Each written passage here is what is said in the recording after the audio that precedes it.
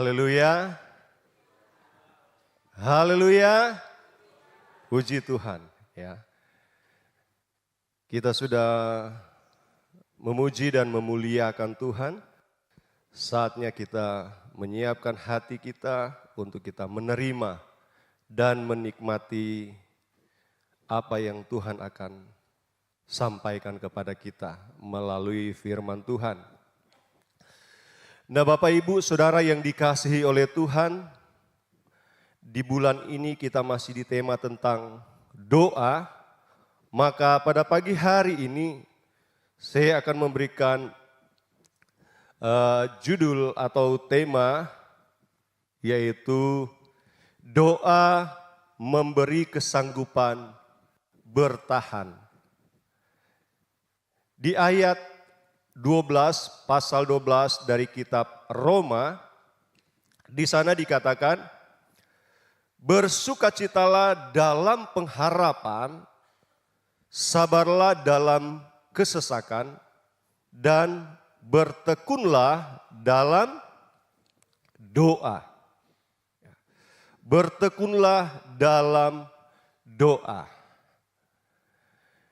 Nah, Bapak Ibu yang dikasihi oleh Tuhan, penderitaan adalah bagian dari hidup yang tidak bisa dihindari. Siapapun dia, siapapun kita, tidak ada yang terkecuali. Tidak ada yang dapat berkata bahwa saya pasti bebas dari apa yang namanya penderitaan, apa yang namanya masalah. Semua kita, termasuk saudara dan saya sebagai orang-orang yang percaya kepada Tuhan, kita pun tidak akan bebas, tidak akan lepas dari apa yang namanya masalah, apa yang namanya penderitaan. Atau sebagai tantangan dalam hidup kita sebagai orang-orang yang beriman kepada Tuhan, yang percaya kepada Tuhan. Namun sebagai orang yang percaya bahwa kita memiliki kekuatan istimewa. Apa itu kekuatan istimewa? Yaitu apa? Doa. Kita memiliki sebuah kesanggupan. Kita memiliki sebuah daya tahan yang dapat dimiliki oleh setiap kita, yaitu melalui doa atau berdoa. Nah, Bapak Ibu yang dikasihi oleh Tuhan, yang perlu kita sadari bahwa doa ini bukan hanya sebagai sarana untuk kita meminta atau memohon pertolongan. Tetapi doa ini adalah sebagai sumber kekuatan kita yang memberi kita kemampuan serta kesanggupan untuk bertahan di tengah-tengah penderitaan. Sekali lagi, adalah sebuah kemampuan yang dapat kita miliki. Kesanggupan yang dapat kita miliki dalam hidup kita. Untuk kita dapat bertahan, tetap teguh berdiri, bahkan menjadi orang-orang yang tetap setia. Sekalipun tantangan itu semakin hebat, tantangan itu semakin berat.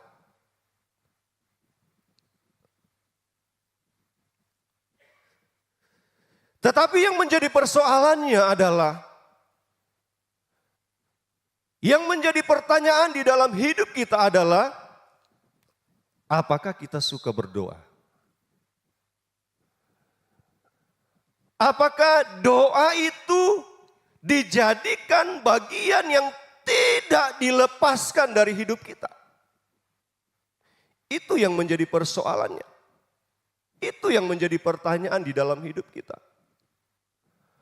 Apakah doa itu sudah benar-benar melekat di dalam diri kita, sudah menjadi gaya hidup di dalam hidup kita, dan itu sudah tidak bisa dilepaskan dari hidup kita atau tidak?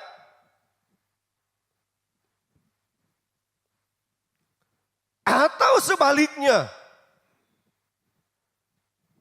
ketika itu ditanyakan di dalam diri kita, maka kita akan menjawab, mungkin sudah terlalu lama kita tidak pernah berdoa.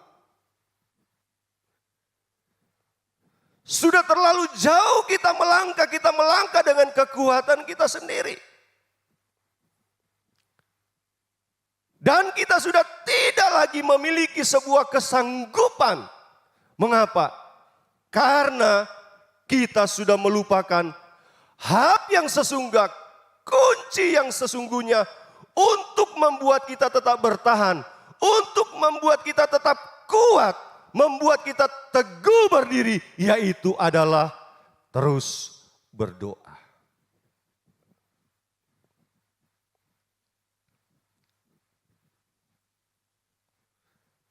Seharusnya yang ada di dalam diri kita, dan kita harus memiliki kesadaran penuh di dalam hidup kita bahwa kekristenan tanpa doa itu adalah mati. Kekristenan tanpa berdoa adalah mati. Kenapa? Bukankah kita sering dengar bahwa doa itu adalah nafas? Berarti kalau saudara dan saya sudah lama tidak berdoa atau tidak bernafas, maka kita didapati adalah orang-orang yang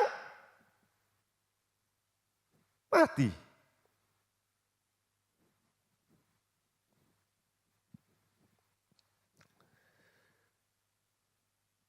Maka saya mau katakan pagi hari ini, jadilah orang-orang yang bijaksana. Dengan cara bahwa kita menjadi orang-orang yang terus berdoa, berdoa, dan berdoa. Amin. Kita menjadikan doa itu sebagai hal yang tidak bisa dilepaskan dari hidup kita. Dengan kata lain bahwa kita menjadi orang-orang yang mempunyai ketergantungan.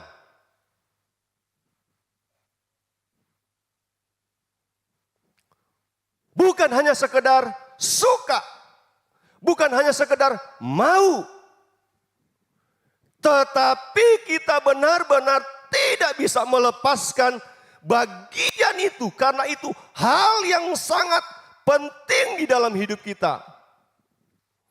Bahwa kita mau menjadi orang-orang yang suka berdoa, amin. Apalagi sering kita dengar ya dari Bapak Pendeta Gideon. Wow, di tempat ini yang paling banyak jam-jam doa. Dari hari Minggu sampai hari Minggu. Ya. Kita diberikan waktu untuk berdoa. Nah, sekarang kita akan lebih masuk lagi pada pokok pembahasan kita, yaitu tentang sesuai tema kita, yaitu seperti apa doa yang memberi kekuatan atau kesanggupan untuk kita dapat bertahan. Yang pertama yang saya catat adalah doa ini dia menumbuhkan pengharapan di tengah penderitaan. Sekali lagi, doa ini dia menumbuhkan pengharapan kita di tengah-tengah penderitaan. Jadi bukan hanya sekedar kita berkata-kata kepada Tuhan. Tetapi di dalam doa yang kita lakukan, di dalam doa yang kita panjatkan kepada Tuhan, ada sesuatu yang melahirkan kesanggupan di dalam hidup kita. Yaitu apa? Yaitu kesanggupan kita untuk tetap bertahan karena apa? Kita punya pengharapan sekalipun di tengah-tengah penderitaan. Pengharapan itu akan selalu ditumbuhkan. Itu sebabnya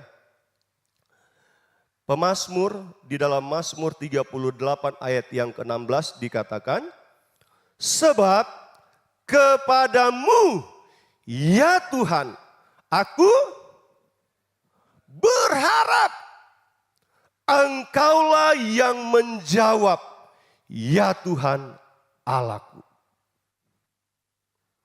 Kalau kita lihat dalam perikop ini atau topik dari Mazmur ini, di sana dikatakan tentang doa pada waktu sakit. Ini pemazmur.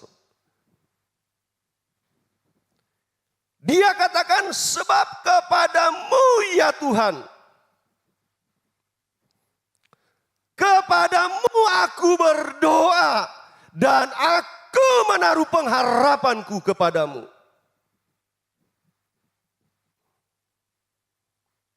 Engkaulah yang akan menjawab, ya Tuhan Allahku.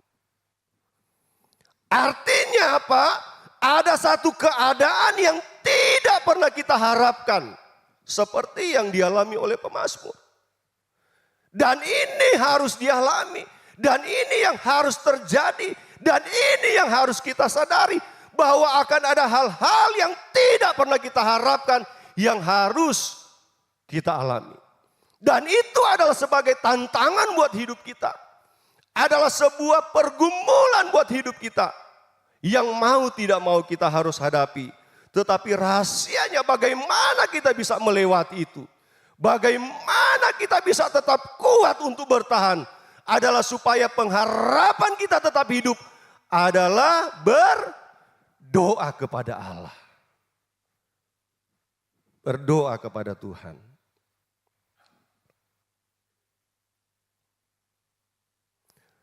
Menariknya, pemazmur dikatakan kepadamu Tuhan aku berharap. Doa mengarahkan hati kita kepada Allah. Sekali lagi, doa mengarahkan hati kita kepada siapa? Kepada Allah. Ketika kita mengalami persoalan, ketika kita mengalami masalah, jangan dulu arahkan hal-hal yang ada di dalam diri ini kepada hal-hal yang di sekitar kita. Entahkah itu keluarga kita, orang yang dekat dengan kita, atau keuangan kita, materi kita. Karena hal-hal yang demikian tidak dapat menyelesaikan masalah kita. Apalagi ketika masalah itu sudah merasuk di dalam batin kita. Yang bisa menolong kita hanya adalah Allah. Hanya Tuhan. Itu sebabnya doa ini mengarahkan hati kita kepada Allah. Kenapa? Karena kepada Allah itu ada janji-janji. Sehingga kita tetap memiliki pengharapan. Pengharapan kita selalu hidup. Sekalipun situasi tampak gelap, pengharapan ini akan menjadi jangkar iman yang membuat kita tidak mudah digoyahkan. Amin. Kita enggak mudah digoyahkan. Kenapa? Karena pengharapan kita ini benar-benar terpaut kuat kepada Tuhan. Dan berikut adalah kepada jawaban Tuhan. Artinya apa?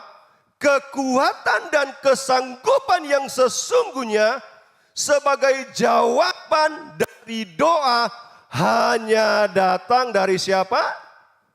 Tuhan, ya. Kekuatan kita yang sebenarnya hanya bisa kita dapatkan dari jawaban dari doa-doa kita yang kita serukan kepada Tuhan.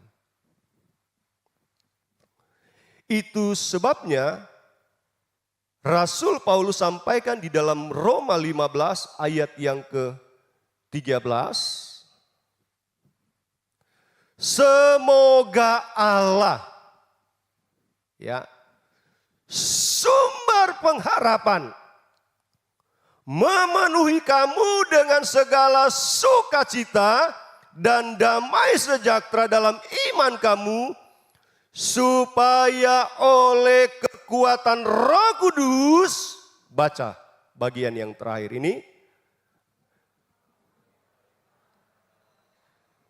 Amin. Kamu berlimpah-limpah dalam pengharapan. Ada sebuah pengharapan yang hidup di dalam hidup kita. Bahkan pengharapan itu dikatakan berlimpah-limpah di dalam hidup kita. Siapa yang memberikan pengharapan dalam hidup kita? Siapa yang mengaruniakan pengharapan dalam hidup kita? Dan bagaimana kita dapat memiliki pengharapan itu berlimpah-limpah dalam hidup kita? Adalah melalui doa, dan berdoa. Itu sebabnya kalau kita tidak mau kehilangan pengharapan, jangan pernah untuk memutuskan hubungan dengan Tuhan. Amin. Apalagi kita mau menjauh dari Tuhan. Saudara dan saya tidak akan pernah sanggup untuk bertahan kalau kita memutuskan hubungan kita dengan Tuhan. Melalui cara kita tidak pernah mau membangun hubungan melalui doa dan berdoa.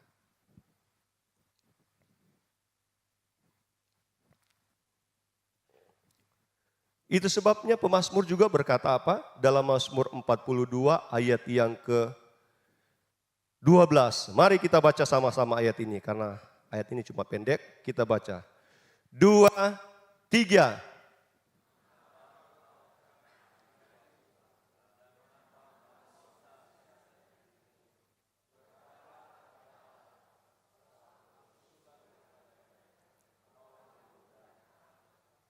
Yang saya mau garis bawahi di sini adalah berharaplah kepada siapa? Kepada Allah. Ya. Hati kita diarahkan hanya berharap kepada Allah. Sebab Dia adalah sumber pengharapan kita. Jadi ketika jiwa kita mulai tertekan, ada masalah yang kita hadapi, ada pergumulan yang kita hadapi. Bagaimana supaya pengharapan kita itu tetap tumbuh? Maka mau tidak mau, pengharapan kita, doa kita hanya tertuju kepada Allah. Orang-orang yang di sekitar kita enggak mungkin, enggak bisa. Mereka punya keterbatasan untuk menolong kita. Mereka terbatas untuk memberikan kata-kata kekuatan, untuk membangkitkan harapan kita. Tetapi kita punya Allah yang tidak terbatas. Ketika kita ada di dalam pergumulan, maka pengharapannya itu akan semakin kokoh di dalam hidup kita. Karena Dia yang berjanji, Dia tidak akan pernah gagal dalam setiap janjinya. Ada contoh dari seorang Paulus dan Silas ketika mereka ada di dalam penjara. Dalam Kisah Para Rasul 16 ayat yang ke-25. Mereka menyanyikan pujian dan berdoa meski di penjara, meski dipukuli, karena mereka memiliki pengharapan di dalam Tuhan. Ini hebatnya orang-orang yang percaya kepada Tuhan. Di tengah-tengah kondisi yang tidak memungkinkan, siapa yang dapat memuji Tuhan ketika sementara dipukuli? Siapa yang bisa melakukan doa ketika sementara dianiaya. Kalau itu tidak datang dari kekuatan dan kesanggupan dari Allah. Hanya orang-orang yang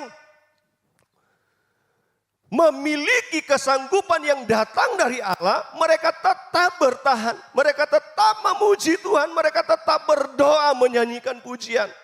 Karena apa? Karena pengharapan mereka hidup. Pengharapan mereka kuat di dalam Tuhan. Demikian juga dengan setiap kita.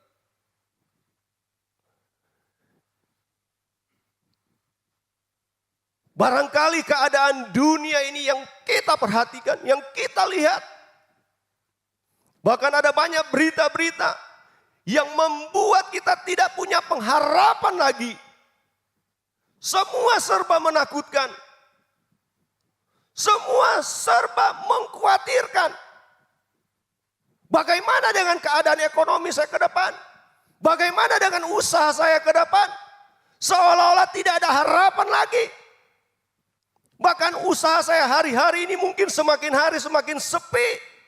Sudah tidak punya pengharapan dan kita berpikir bahwa nanti 1-2 tahun ke depan akan tutup. Akan selesai.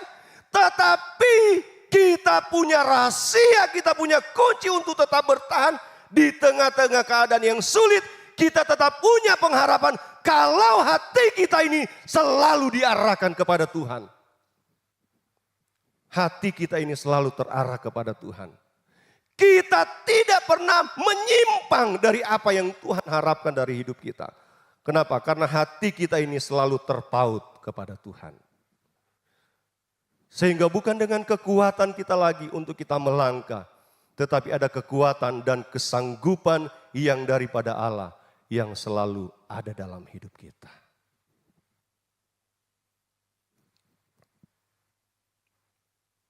Dan yang kedua adalah doa yang memberi kesanggupan yang seperti apa? Adalah doa memberi kekuatan melalui pertolongan Roh Kudus. Doa membawa kita pada persekutuan dengan Roh Kudus yang memberi kekuatan ilahi dan menopang kita dalam setiap kelemahan kita, dalam setiap keterbatasan kita, dalam setiap ketidaksanggupan kita untuk kita melangkah. Maka doa itu akan membuat kita bersekutu sehingga ada kekuatan yang dikerjakan oleh kuasa Roh Kudus di dalam hidup kita. Roh Kudus dia yang menguatkan kita untuk tetap berdiri meskipun di tengah-tengah penderitaan yang semakin hari semakin berat untuk menekan hidup kita. Baca Roma 8 ayat 26, mari kita baca sama-sama lagi. Ayat ini Roma 8 ayat yang ke-26. 2, 3.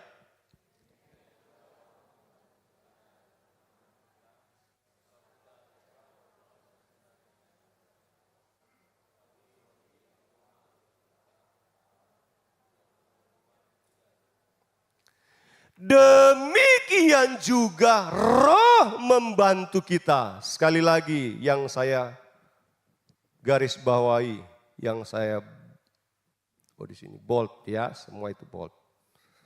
Roh membantu kita dalam kelemahan kita. Sebab kita tidak tahu bagaimana seharusnya berdoa. Sebenarnya harus berdoa.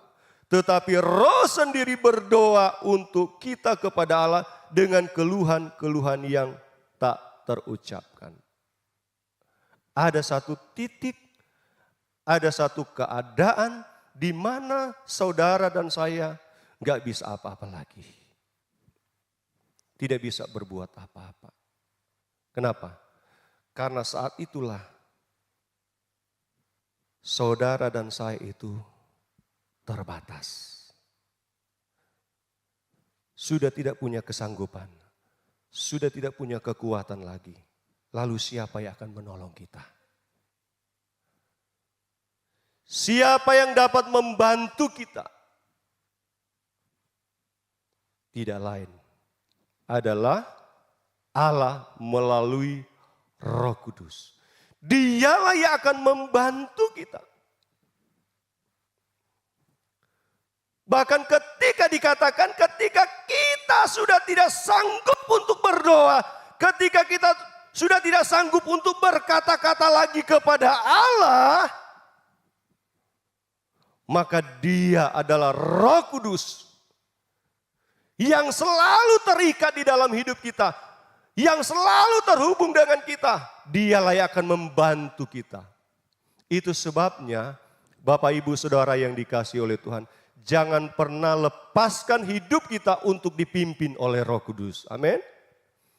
Jangan pernah kita melepaskan diri kita untuk dituntun dan disertai oleh Roh Kudus. Roh Kudus itu bukan bekerja hanya doa 10 hari yang sudah barusan kita lewati. Tidak.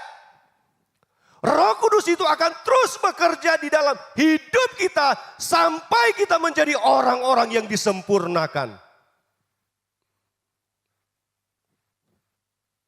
Itu sebabnya jaga, pelihara, jadilah orang-orang yang terus menjadikan pribadinya yang menuntun setiap langkah-langkah hidup kita. Yesus ketika di Taman Getsemani, di dalam Lukas 22 ayat 43, maka seorang malaikat dari langit menampakkan diri kepadanya untuk memberi kekuatan kepadanya. Ya. Yesus saja, Dia memberikan sebuah teladan. Ya. Bahwa kesanggupan, kekuatan yang dapat dimiliki itu hanya datang dari siapa? Dari siapa? Dari Roh Kudus.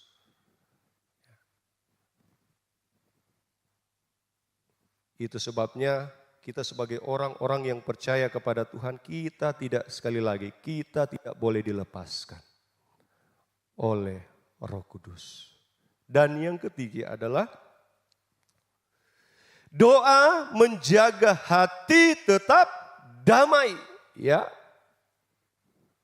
doa ini dia tetap menjaga hati kita tetap damai. Di tengah-tengah pergumulan, hati kita ini harus selalu terjaga.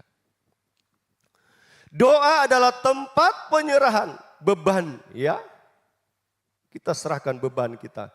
Mazmur 55 ayat 23. Di sana dikatakan apa? Serahkanlah khawatirmu kepada Tuhan, maka Ia akan memelihara engkau. Ya. Saat kita berdoa, di tengah-tengah pergumulan, di tengah-tengah penderitaan, maka kita menaruh beban kita dari hati kita kepada siapa? Kepada Tuhan, ya. Kita letakkan beban kita kepada Tuhan. Sehingga ini memberi ruang bagi damai sejahtera daripada Allah untuk masuk dan menguasai hati kita. Jadi kita memang punya persoalan, kita memang punya masalah, tetapi kita harus belajar untuk meletakkan masalah kita kepada Tuhan, bukan kepada orang-orang yang ada di sekitar kita, sebab mereka terbatas untuk menolong kita. Tetapi ketika kita letakkan beban kita kepada Tuhan, katakan ini beban saya Tuhan, saya tidak sanggup lagi, sehingga kita memberi ruang bagi Allah, beri kesempatan bagi Allah untuk mengerjakan sesuatu di dalam hati kita, yaitu Dia mengaruniakan damai sejahtera itu. Dia mengaruniakan ketenangan itu di dalam hidup kita. Sekalipun kita ada di tengah-tengah pergumulan, di tengah-tengah penderitaan. Dan ini tidak bisa dilakukan oleh manusia. Oh, mereka sangat terbatas untuk menolong kita. Mereka punya kesanggupan yang terbatas. Tidak akan selamanya mereka bisa menolong kita. 1-2 kali mereka bisa tolong, tetapi seterusnya nggak bisa. Tetapi Allah itu tidak terbatas untuk menolong kita. Amin. Dengan kata lain bahwa doa ini menghubungkan kita dengan sumber damai. Siapa sang sumber damai kita? Adalah Tuhan. Itu sebabnya dalam Yesaya 26 ayat yang ketiga, yang hatinya teguh kau jagai dengan damai sejahtera, sebab kepadamulah ia percaya. Dengan kata lain, sebab kepadamulah ia berdoa. Ya. Hatinya kau jagai dengan damai sejahtera, sebab kepadamulah ia selalu berlutut untuk berseru dengan percaya. Inilah rahasianya, inilah kuncinya, adalah doa mempererat hubungan dengan Allah, dan dari hubungan itulah damai sejahtera itu akan mengalir. Di tengah badai penderitaan, doa menjaga hati kita tetap damai karena kita sudah menyerahkan segala kekhawatiran kita kepada Allah. Ya, kita sudah menyerahkan segala kekhawatiran kita kepada Allah. Jangan kita mau ambil alih lagi. Biarkan Tuhan yang ambil alih. Amin. Biarkan Tuhan yang bekerja di tengah-tengah pergumulan kita. Bahkan damai sejahtera yang dikaruniakan oleh Allah itu adalah damai sejahtera yang melampaui akal dan menjaga kita dari keputusasaan. Damai sejahtera itu yang akan menjagai kita dari keputusasaan. Baca Filipi 4 ayat 5 sampai ayat yang ke-7. Janganlah hendaknya kamu khawatir tentang apapun juga, tetapi nyatakanlah dalam segala hal keinginanmu kepada Allah dalam doa dan permohonan dengan ucapan syukur. Damai sejahtera Allah yang melampaui segala akal akan memelihara hati dan pikiranmu dalam Kristus Yesus. Ya. Jangan khawatir, jangan takut, jangan bimbang. Tetapi dikatakan, serahkanlah semuanya itu kepada Tuhan. Nyatakanlah itu semua kepada Tuhan. Di dalam permohonan, doa dengan ucapan syukur. Sehingga damai sejahtera Allah. Ya, sekali lagi, damai sejahtera. Kita serahkan dulu kepada Tuhan, baru damai sejahtera itu datang melampaui, masuk di dalam setiap hati kita. Dan damai sejahtera itu akan memelihara hati kita. Dengan lain kata, hati kita ini selalu terjaga. Oh, ada masalah, tidak apa-apa. Ada pergumulan, boleh-boleh saja. Kenapa? Karena kita punya kunci, ada damai sejahtera dalam hati kita. Kita sudah tahu rahasianya. Ketika mulai ada masalah, kemana kita mau lari? Kepada siapa kita arahkan hati kita? Sehingga hati ini tetap terjaga. Maka hati kita itu diarahkan hanya kepada Tuhan. Ada satu contoh di dalam 1 Samuel 1 ayat sampai 18. Di sana tentang siapa? Hana, ya, bukan Hana istrinya Pak Yohanes, ya. Di sini Hana dia berdoa dengan hati yang hancur. Karena ada satu penderitaan, ada satu tekanan yang dihadapinya. Tetapi singkat cerita setelah doanya dijawab, ya, maka ada wajah yang tidak muram lagi. Kenapa? Karena hatinya mendapatkan damai dari Tuhan. Ya. Mendapatkan ketenangan dari Tuhan. Dan itu yang kita rindukan ya. Itu yang kita inginkan. Di tengah-tengah tekanan kita ingin ada hati kita yang tetap tenang. Yang tetap damai. Dan yang keempat adalah doa meneguhkan iman untuk tetap setia. Bagian yang paling terakhir adalah kita menjadi orang-orang yang tetap setia. Maka doa inilah yang akan meneguhkan iman kita. Doa memampukan kita untuk tetap setia dan tidak menyerah karena melalui doa kita mempercayakan segala penderitaan kita kepada Allah yang setia. Dia adalah Allah yang setia. Dia yang akan meneguhkan, ya, menguatkan kita sehingga kita tetap menjadi setia kepada Tuhan. 1 Petrus 5 ayat yang ke-10. Dan Allah sumber segala kasih karunia yang telah memanggil kamu dalam Kristus kepada kemuliaan yang kekal akan melengkapi, meneguhkan, menguatkan, dan mengokohkan kamu sesudah kamu menderita seketika lamanya. Ya. Sekali lagi. Ya. Dia yang adalah Allah yang kekal akan melengkapi, yaitu meneguhkan, menguatkan, mengokohkan kamu. Sekali lagi Bapak Ibu yang dikasih oleh Tuhan. Hanya Dia adalah Allah satu-satunya yang dapat menguatkan kita, yang mengokohkan kita. Sehingga kita tetap berdiri menjadi orang-orang yang setia. Tidak ada cara yang lain untuk kita tetap setia selain kita selalu terhubung dengan Tuhan. Amin.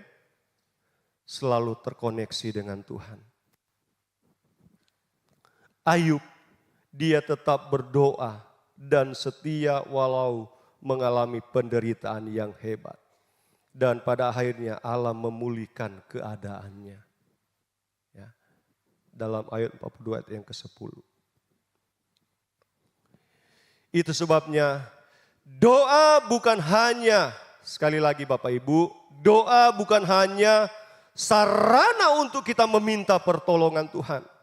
Tetapi doa ini adalah sumber kekuatan kita yang memampukan kita untuk tetap bertahan di tengah-tengah penderitaan. Amin. Melalui doa kita memperoleh pengharapan. Melalui doa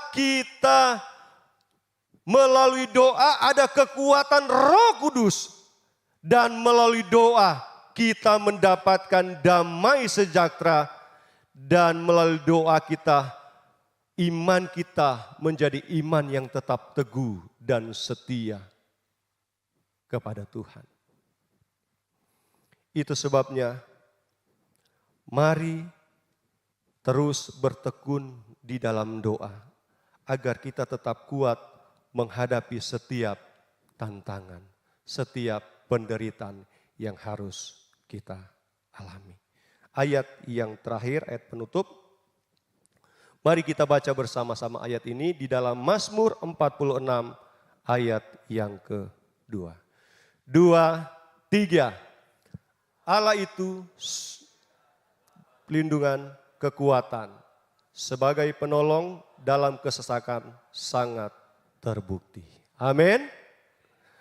Allah itu bagi kita tempat perlindungan dan kekuatan. Sebagai penolong dalam kesesakan sangat terbukti. Jadi Dia adalah Allah yang akan terus membuktikan pertolongannya dalam hidup kita.